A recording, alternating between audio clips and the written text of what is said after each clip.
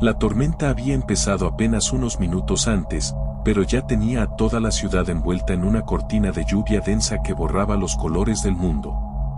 Las luces de los autos se estiraban sobre el pavimento húmedo como líneas temblorosas, y los paraguas se inclinaban contra un viento áspero que parecía enfadado con todo. En medio de ese caos, una figura se recortaba sobre el borde de un viejo puente de hierro, tan inmóvil que parecía una estatua. Era un chico de no más de 14 años, con una sudadera empapada y unos dedos que apretaban la baranda como si esa delgada estructura fuera la única cosa que lo mantenía unido a la tierra. Nadie sabía cuánto tiempo llevaba allí. Nadie sabía su nombre.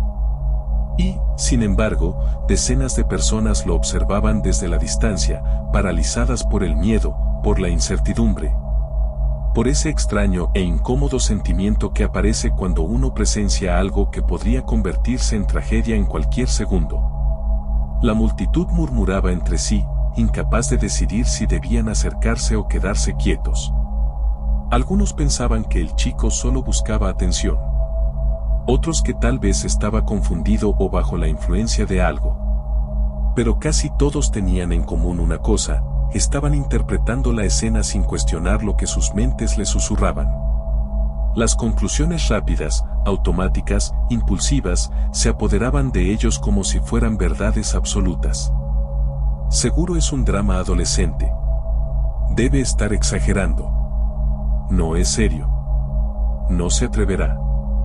Cada persona construía una historia distinta en su cabeza, pero nadie se preguntaba si alguna de ellas tenía realmente sentido. Entre todos los presentes, había una mujer llamada Eva, que acababa de terminar su turno de trabajo. Caminaba agotada, con los zapatos mojados y una bolsa de supermercado en la mano, cuando vio el tumulto. Podría haberse detenido como todos los demás, podría haberse quedado a observar pasivamente, esperando que alguien más actuara, que alguien más tomara la responsabilidad. Pero algo en el cuerpo del chico le llamó la atención. La manera en que temblaba, no de frío, sino de una mezcla de miedo y decisión. Sus brazos tensos, sus ojos perdidos en la oscuridad del agua, su respiración quebrada. Mientras todos hacían conjeturas, Eva hizo algo radicalmente diferente, se detuvo a cuestionarse a sí misma.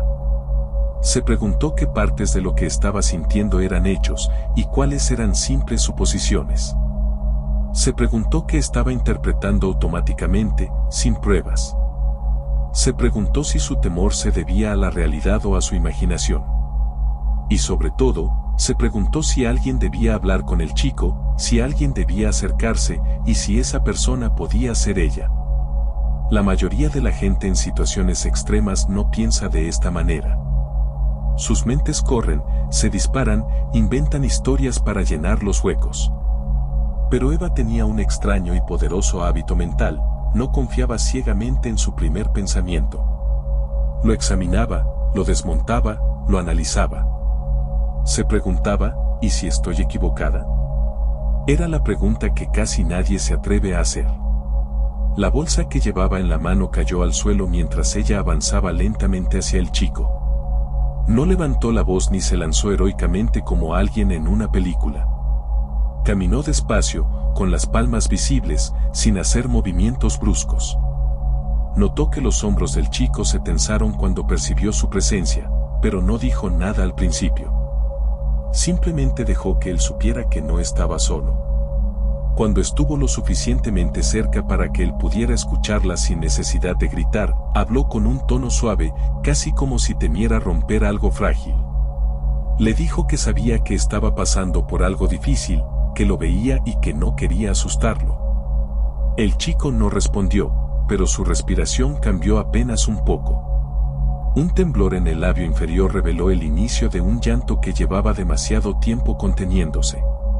Eva entonces hizo algo que ninguna de las otras personas había hecho, cuestionó su propia interpretación de la situación frente al chico. No asumió que quería morir. No asumió que estaba buscando atención.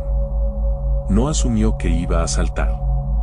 Le dijo que no sabía qué estaba ocurriendo realmente, que quizás él solo necesitaba hablar, o ser escuchado, o incluso ser acompañado en silencio. Le dijo que ella no iba a fingir entender lo que él sentía, pero que estaba dispuesta a intentar comprenderlo si él le daba una oportunidad. El chico apretó más fuerte la baranda, como si dudara entre confiar o cerrar su corazón. La lluvia seguía cayendo con una fuerza brutal, resbalando por su cara mezclándose con lágrimas invisibles. De vez en cuando, miraba hacia abajo, como si el agua lo llamara. Pero por primera vez desde que subió allí, también miró hacia alguien más. Eva siguió acercándose, sin prisa, sin presión. Le preguntó si tenía frío, si necesitaba una chaqueta, si quería bajar del borde para hablar en un lugar más tranquilo. Cada palabra que decía estaba cuidadosamente pensada, no para manipularlo, sino para tranquilizarlo. Y curiosamente, ese tono lleno de duda humilde, esa forma de hablar como alguien que sabe que puede estar equivocado, lo hizo bajar la guardia. Porque nada asusta más a una persona vulnerable que a alguien que actúa como si lo supiera todo. Finalmente, después de unos interminables minutos, el chico cedió. Su mano se deslizó apenas 1 centímetro hacia adentro, alejándose del vacío. Eva extendió la suya, ofreciéndole una salida, pero sin insistir. Y cuando él finalmente la tomó, cayó de rodillas al suelo, agotado, temblando, llorando. La multitud estalló en suspiros de alivio, algunos incluso aplaudieron, aunque no habían hecho nada. Pero Eva no los miró. Solo se quedó junto al chico, asegurándose de que respirara, de que no sintiera vergüenza, de que sintiera que había alguien allí que realmente lo veía como un ser humano y no como un espectáculo. Más tarde, cuando la ambulancia llegó y los paramédicos se llevaron al chico envuelto en una manta térmica, una mujer del público se acercó a Eva y le preguntó cómo había sabido qué hacer. Eva, aún en shock por la intensidad del momento, respondió casi sin pensar, no lo sabía. Solo me pregunté qué podía estar asumiendo sin darme cuenta. Y con esa frase, sin quererlo, reveló la herramienta mental que había cambiado todo.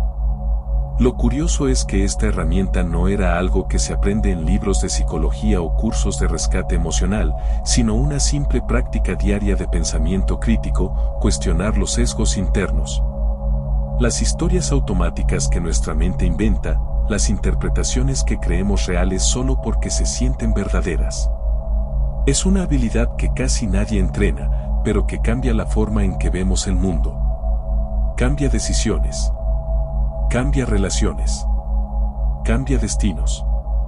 Y, en ocasiones raras y extraordinarias, salva vidas. Esa noche, cuando Eva regresó a su casa empapada, con la ropa pesada por el agua, se quedó pensando en cuántas cosas damos por hecho sin darnos cuenta. Pensó en cuántas veces había discutido con su pareja, con su familia, con sus compañeros de trabajo, simplemente porque había interpretado algo sin detenerse a preguntar si era verdad. Pensó en cuántas oportunidades había perdido, cuántos errores había cometido, cuántas personas había malinterpretado, todo por no detenerse a examinar su propio pensamiento. Porque lo más peligroso del pensamiento humano no es lo que no sabemos, sino lo que creemos saber, pero no es cierto. Esa reflexión la acompañó durante días, creciendo cada vez más dentro de ella. Y fue esa misma reflexión la que, semanas después, desencadenaría una historia completamente distinta, una historia que involucraría a otra persona, muy diferente a Eva. Pero igual de atrapada en sus propios pensamientos automáticos. Una persona que creía ser extremadamente racional, extremadamente lógica, extremadamente objetiva, sin darse cuenta de que estaba cayendo en todas las trampas mentales que juraba haber superado. Esa persona era un joven llamado Lucas. Lucas siempre había creído que era un pensador excepcional. Desde pequeño se había sentido orgulloso de su habilidad para resolver problemas, para analizar situaciones rápidamente, para detectar patrones donde otros veían caos. Su familia lo describía como el inteligente del grupo, y sus profesores lo elogiaban constantemente por sus respuestas rápidas y su aparente claridad mental. Con los años, esa reputación se convirtió en una parte esencial de su identidad. Tanto así que empezó a creer que su forma de pensar era prácticamente infalible. Cada decisión que tomaba, cada opinión que expresaba, cada sospecha que tenía, le parecía automáticamente correcta. No por evidencia, sino por costumbre. A sus 27 años, trabajaba como analista en una empresa de tecnología. Su vida era relativamente tranquila, pero dentro de él había un pequeño orgullo silencioso que lo acompañaba a todas partes. Ese orgullo se alimentaba de cada vez que tenía razón, de cada vez que alguien le pedía ayuda con un problema, de cada vez que alguien comentaba que era el más racional del equipo. Ese orgullo, sin embargo, tenía un lado oscuro que él aún no conocía. Y pronto lo descubriría. Una tarde, su jefe le pidió que revisara un informe financiero que no cuadraba. Algo en los números parecía inconsistente y el equipo llevaba días sin encontrar el error. Lucas tomó el documento, lo leyó rápidamente y, en cuestión de minutos, anunció con seguridad absoluta que la responsable era una nueva compañera llamada Inés. Argumentó que sus cálculos previos tenían algunas variaciones pequeñas y concluyó que ella debía haber pasado por alto algo importante. Lo curioso es que nadie más lo había pensado, pero en cuanto Lucas lo dijo, varios empezaron a asentir, casi como si su confianza fuera una prueba suficiente. Sin embargo, lo que Lucas no notó fue que no había verificado ninguna de las suposiciones que estaba haciendo. Simplemente interpretó un patrón que coincidía con su idea preconcebida de que los nuevos cometen errores. Y su mente, acostumbrada a sentirse correcta, llenó los huecos sin pedir permiso. Esa misma tarde, el jefe llamó a Inés a una reunión privada. Minutos después, ella salió con los ojos vidriosos, aunque intentó disimular su incomodidad. Lucas la vio, pero no sintió nada más que la satisfacción tranquila de creer que había resuelto un problema. Ni por un instante se preguntó si podía haber estado equivocado. Horas más tarde, cuando ya casi todos se habían ido, él seguía revisando otro informe en su escritorio. Sin embargo, su concentración se rompió cuando vio que Inés olvidó su tarjeta de identificación sobre una mesa vacía. Por instinto, se la llevó para entregársela al día siguiente.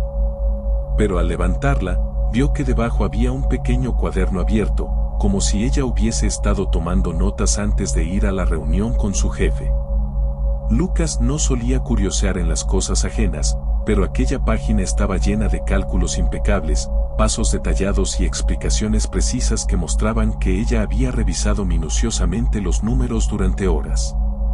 Y lo que era peor para él, los cálculos coincidían exactamente con los correctos. No había ningún error. Durante un instante, su estómago se contrajo. Una sensación desagradable, intensa, casi como un golpe bajo. Una sensación que él no conocía, la duda. No la duda de los datos, sino la duda sobre sí mismo. Sobre su capacidad de pensar con claridad. Sobre su supuesta racionalidad. Dejó la tarjeta y el cuaderno donde estaban, como si quemaran. Y regresó a su escritorio en silencio, intentando encontrar una explicación racional, lógica, cómoda. Se dijo a sí mismo que quizá ella había corregido sus errores antes de tomar esas notas. Se dijo que tal vez no eran del proyecto correcto. Se dijo que su conclusión seguía siendo probablemente acertada. Intentó convencerse de cualquier cosa antes que enfrentar lo que realmente significaba, que él había juzgado demasiado rápido, sin analizar nada a fondo, confiando únicamente en su instinto. Ese instinto que él creía perfecto. Esa noche, cuando llegó a casa, su mente seguía dando vueltas. Se sentó frente al ordenador, abrió una página en blanco y comenzó a escribir posibles explicaciones para justificar lo que había hecho. Las primeras eran fuertes, sólidas, arrogantes. Pero a medida que escribía, se volvían débiles, absurdas, desesperadas. Era como si, por primera vez, pudiera ver el mecanismo interno de su pensamiento funcionando sin maquillaje ni filtros. Y lo que vio lo horrorizó. Se dio cuenta de que no había aplicado ningún análisis. Solo había asumido. Su cerebro había elegido la opción más conveniente, no la más verdadera. Pero lo que más lo golpeó fue recordar la expresión de Inés al salir de la oficina de su jefe. Ese matiz de vergüenza, de injusticia, de dolor. Y pensar que él había causado eso sin siquiera comprobar los datos lo dejó con el corazón acelerado y un nudo en la garganta. No sabía qué hacer. No sabía cómo enfrentar la posibilidad de haber arruinado la reputación de alguien por simple descuido mental. No sabía cómo lidiar con la idea de que él podía ser imperfecto en la única cosa en la que se había considerado perfecto, su pensamiento. Y esa noche, por primera vez en mucho tiempo, sintió miedo. Pero no miedo del mundo. Miedo de sí mismo. En un intento de calmarse, salió a caminar bajo las luces frías de la ciudad. La humedad del ambiente envolvía cada respiración, como si el aire mismo se hubiera vuelto más denso. Caminó sin rumbo por varias cuadras hasta que llegó a un parque casi vacío. Tuvo la sensación repentina de que alguien se sentó en la banca a su lado, pero al mirar vio que estaba solo. Sin embargo, esa sensación lo hizo recordar un detalle que había visto en redes días antes, una frase que decía que el cerebro humano odia los vacíos de información. Los llena automáticamente, aunque sea con inventos. Aunque sean falsos. Aunque destruyan a alguien. Fue en ese momento cuando, sin entender por qué, recordó la historia del chico del puente que vio días atrás en las noticias. La imagen de la mujer acercándose con cautela, sin asumir nada, sin interpretar más de lo que veía, empezó a darle vueltas en la cabeza. Recordó cómo la noticia decía que ella no había intentado convencer al chico de nada. Solo le ofreció alternativas, preguntas, espacio. No dio por sentado que entendía la situación. No construyó una narrativa interna basada en sus impulsos. Solo observó. Solo cuestionó. Solo esperó. El contraste con su propio comportamiento era brutal. Eva había salvado una vida cuestionando sus suposiciones. Lucas, en cambio, había dañado la vida profesional de alguien por no cuestionar absolutamente nada. El peso emocional de esa comparación cayó sobre él como una piedra gigantesca. En ese estado de introspección, caminó hacia un puesto de comida callejera, más por necesidad de hacer algo que por hambre. El vendedor, un hombre mayor con una barba blanca y una mirada amable, lo miró con atención mientras preparaba un café caliente. Quizás fue la ansiedad en el rostro de Lucas o la manera en que respiraba rápido, pero el hombre le preguntó si estaba bien. Lucas dudó, pero terminó contándole parte de lo sucedido. No con detalles técnicos, sino con la esencia emocional. Había cometido un error, había hecho daño, había actuado con una seguridad falsa. El vendedor lo escuchó sin interrupciones, sin juicios, sin recomendaciones baratas. Y cuando Lucas terminó, el hombre suspiró suavemente y dijo algo que él nunca había considerado. Le dijo que la mayoría de las personas creen que piensan claramente, cuando en realidad solo piensan rápido. Que confunden velocidad con precisión.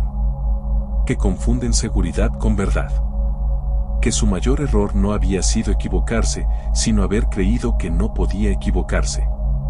Y luego, le contó que él mismo había perdido contactos, oportunidades y hasta amistades por interpretar cosas sin cuestionarlas.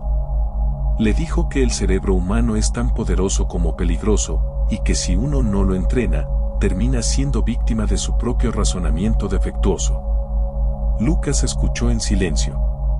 Cada palabra se le clavaba como un recordatorio doloroso, pero necesario.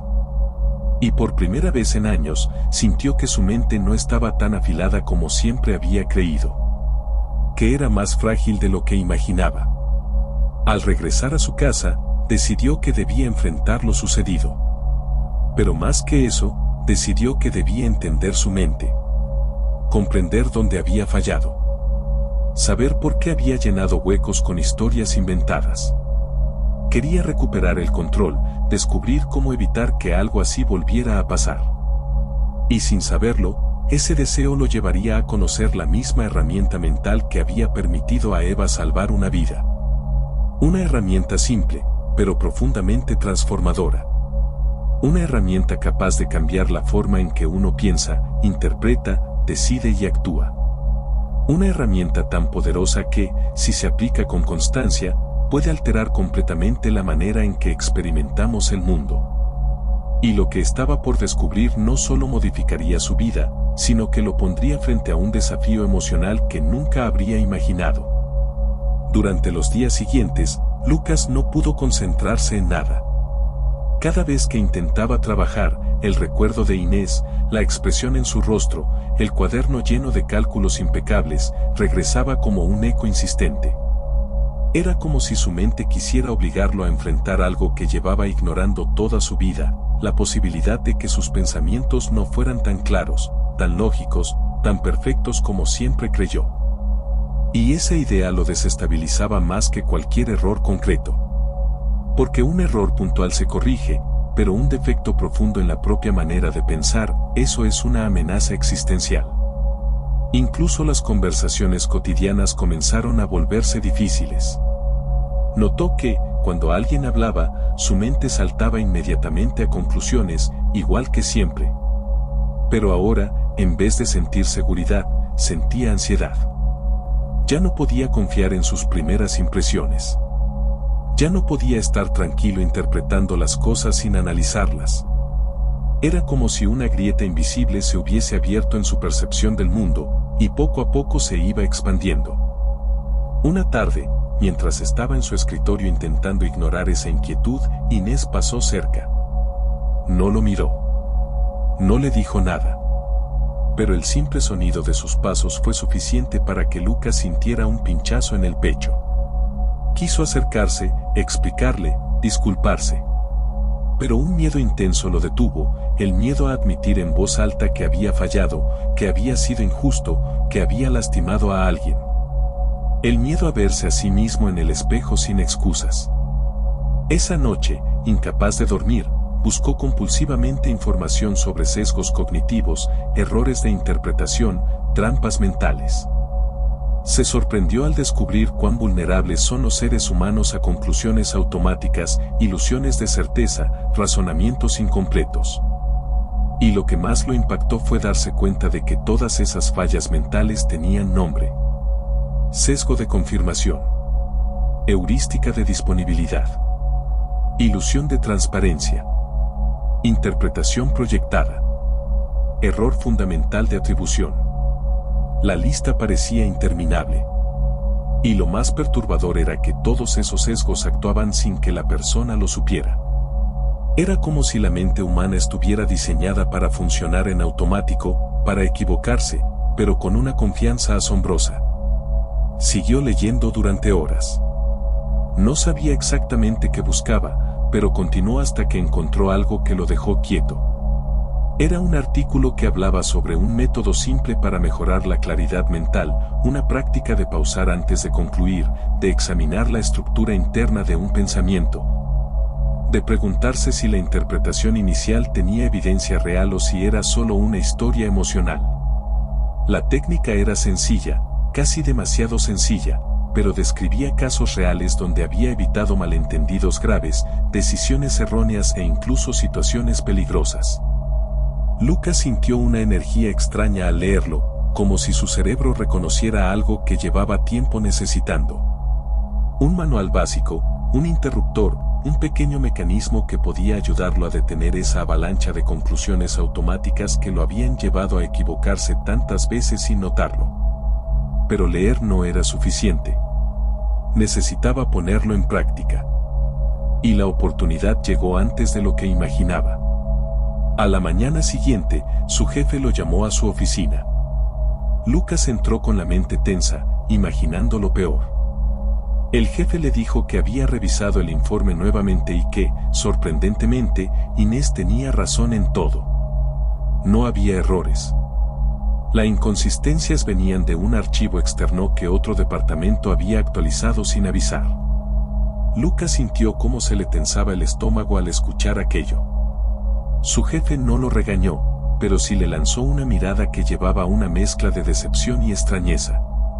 Esa mirada lo acompañaría durante días. Al salir de la oficina, vio a Inés trabajando en silencio, concentrada en su pantalla, con la espalda ligeramente tensa. Se quedó allí, de pie, sintiendo que debía disculparse. pero al mismo tiempo, sintiendo que no tenía el derecho de irrumpir en su espacio emocional después de lo que había provocado. Esa duda, esa incomodidad, esa mezcla de culpa y vergüenza, lo empujaron a hacer algo inesperado, caminar hacia la terraza del edificio para respirar. Una vez afuera, se apoyó en la baranda, dejando que el aire fresco le enfriara la cara. Y mientras estaba allí, mirando las nubes moverse lentamente, escuchó una voz a su lado. Era una compañera de otro equipo llamada Nora, a quien apenas conocía. Ella había salido a tomar un café y lo vio con el gesto tenso. Nora tenía una presencia extraña, suave, como esas personas que dan la impresión de entender más de lo que dicen. Sin pedir permiso, le preguntó si estaba bien. Lucas dudó, pero terminó contándole una versión reducida del problema. Nora escuchó con atención, y cuando él terminó, no lo consoló ni lo criticó. Solo le dijo algo simple, que a veces la mente es como un espejo empañado. Uno cree que ve con claridad, pero en realidad solo ve sombras, interpretaciones, ilusiones. Y que si no se limpia ese espejo constantemente, un día uno puede perderse completamente dentro de él. Lucas se quedó en silencio. Había algo en esa frase que le resonó profundamente. Antes de irse, Nora le recomendó un libro pequeño que tenía sobre cuestionar suposiciones automáticas. Lucas lo consiguió esa misma tarde y comenzó a leerlo en el transporte público mientras regresaba a casa. El libro no tenía fórmulas complicadas ni lenguaje académico. Era más bien una colección de historias reales donde personas habían confundido señales, interpretado emociones incorrectamente, arruinado vínculos importantes por confiar en sus primeras impresiones. Cada historia era como un espejo donde Lucas podía verse, aunque le doliera reconocerlo. Y en medio de esas historias, una frase se repetía continuamente como un mantra: antes de creer tu primer pensamiento, siéntate con él. Esa idea lo persiguió durante días. Y lentamente comenzó a aplicarla. La primera prueba ocurrió en una reunión. Su cerebro quiso saltar a una conclusión sobre lo que un compañero quería decir con un comentario ambiguo, pero esta vez Lucas se detuvo, respiró y le preguntó directamente a la persona si eso era lo que había querido decir. La respuesta fue completamente distinta a lo que él había asumido. Tan distinta, que si no hubiera preguntado, habría generado un conflicto innecesario. Ese pequeño éxito sembró una chispa de esperanza en él. Con el tiempo, comenzó a notar que cada día había docenas de interpretaciones automáticas. Gestos que asumía, tonos que suponía hostiles, correos que le parecían fríos, conversaciones que creía tensas cuando no lo eran. Era como descubrir un nuevo mundo detrás de sus pensamientos, un mundo donde la mayoría de sus conclusiones emocionales eran ficciones creadas por su cerebro sin permiso. Y cuanto más lo notaba, más se daba cuenta de algo inquietante, que en realidad había vivido gran parte de su vida reaccionando a historias inventadas, no a la realidad. Pero la prueba más difícil no era profesional. Ni siquiera emocional en el sentido superficial. La prueba más dura estaba por llegar. Y involucraba enfrentar lo que más había evitado, su relación con Inés. Una tarde, mientras guardaba sus cosas para irse, la vio sola en la sala de descanso, preparando un té. Él sintió que el corazón se le aceleraba, pero al mismo tiempo algo dentro de él le dijo que era el momento. Que no podía seguir cargando con la culpa sin dar la cara. Que debía hacerlo no solo por ella, sino para demostrar que podía ser un mejor pensador, un mejor ser humano. Caminó hacia ella con pasos lentos, como si cada movimiento fuera un esfuerzo gigantesco. Cuando Inés lo vio acercarse, su expresión se cerró levemente. No con hostilidad, sino con cautela. Con esa defensa silenciosa que crean las personas que han sido tratadas injustamente. Lucas tragó saliva antes de hablar. Y por primera vez en mucho tiempo, eligió sus palabras no desde la lógica fría, sino desde la verdad vulnerable. Y al abrir la boca, sin saberlo, estaba a punto de cambiar no solo la relación entre ambos, sino también la relación consigo mismo.